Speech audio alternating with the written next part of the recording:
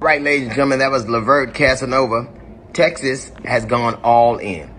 Texas, in addition to passing laws where you can just, the state legislature, where you can just buy a gun and carry it, in addition to taking slavery out of the history book some years ago, now the state legislature have passed a law where you don't need to, in school, you don't need to teach about Martin Luther King or Susan B. Anthony or any Native Americans.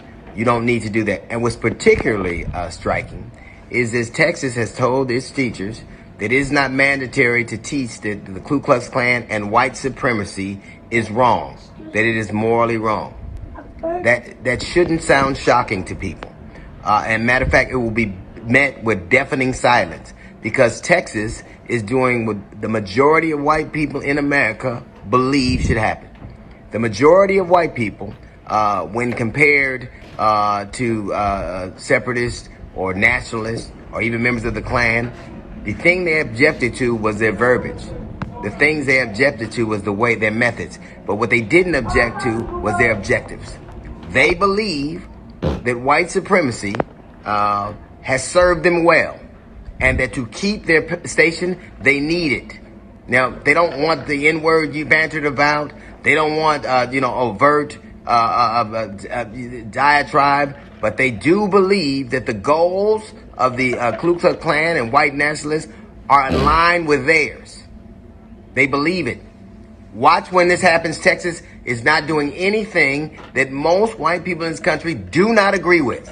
They don't think that history needs to be rewritten. They don't think that they need to learn all these things. They don't think that they need to learn how bad America has treated some people. That's all in the past. They think that people are lucky just to be here. And they know a truism that they will not say out loud, but they are in lockstep with. They know that white supremacy has served them well and continues to. They disagree with the verbiage. They disagree with the language. They disagree with some of the methods, but they agree totally with the notion, with the ideas. They are in lockstep with them.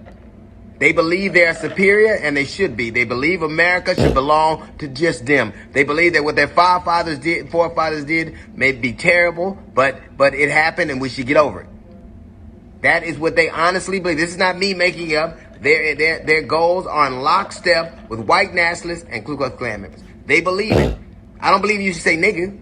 I don't believe you should lynch people. I don't believe you should do that. But, I do believe America should belong to white people. I believe it. And Texas is only enshrining in law what they say in their quiet recesses of their homes and their offices, on their pages on Facebook. White America should still be the property and private domain of white people. And they're enshrining it in Constitution. They're not being obsequious. They're telling you this is what we believe. A lot of people in America, a lot of white folk in America believe exactly that. This is not me making it up. They disagree with the things that they say, but not the things that they do. They do not disagree with this legislature. They do not disagree that you should learn that the Klan is morally wrong. Because to them, it isn't morally wrong. To them, they're doing exactly what needs to be done. Saying what exactly it needs to be said. They will not complain about the methods when they get the stake. Watch how deafening the silence is. Watch how quiet it is. That is their quiet agreement. They're saying their tacit agreement. They're saying we agree with this.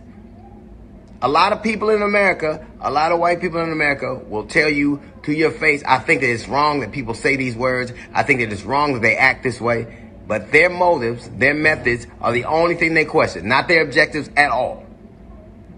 It should be the sole domain of white people. They need to be in charge.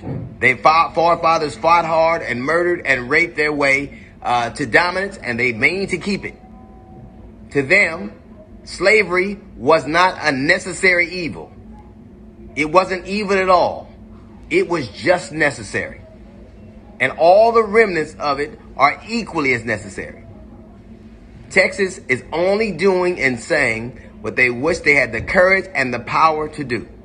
That's a little note from the GED section. We got the Jazz Report coming up in 15 minutes. It is the D.L. Hughley Show.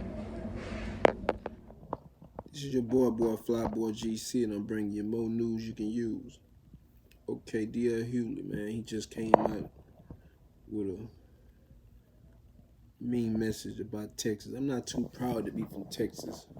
I'm from Houston, to be exact. For some reason, this is a red, state, Texas, Republican. If you notice, man, it's a lot of places other than Texas that passes the cannabis law. We always last to get some. We was the last to be free when we were slaves. Texas always last.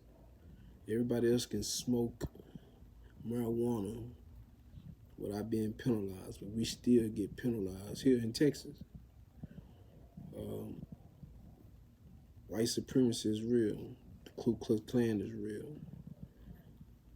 They passing more laws to keep us being the underdogs. We have no win here in Texas, man. The justice system is never fair. I am not proud to be from Texas. It done me no good being here. If I had it my way, I'd be gone. But this message is for people to understand that's from Texas, man, that we need to come together. We need to come together and,